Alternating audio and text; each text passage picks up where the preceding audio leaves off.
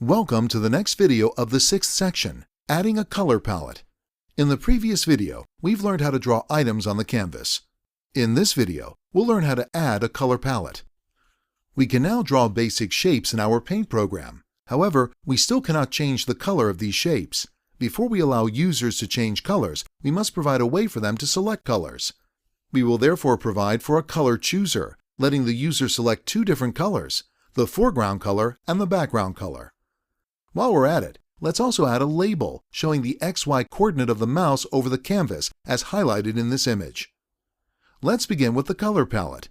The two color palettes are nothing but two small rectangle items placed on a canvas. To show these two rectangles, we define a method, create_color_palette, and call it from the existing create_GUI method. The code for create_color_palette is as the method ends by calling a method named bind_color_palette, which is defined here. This code simply binds the mouse click to two defined methods, set_background_color and set_foreground_color, using the tag_bind method of the canvas widget. Next, let's define the method that actually opens a color picker and sets the foreground and background colors based on user-selected colors. tkinter comes with a built-in color chooser module that we import into our namespace as. To open a color chooser, we need to call its askColor method as. Upon clicking OK, the color chooser returns a tuple of the form.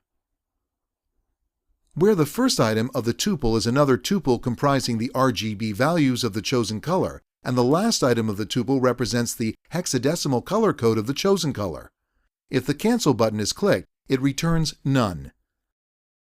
We then use this method to set the foreground and background colors as follows.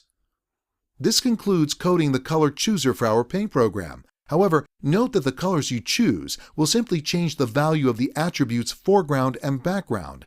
It will not change the color of items drawn on the canvas. We will do that in a separate iteration.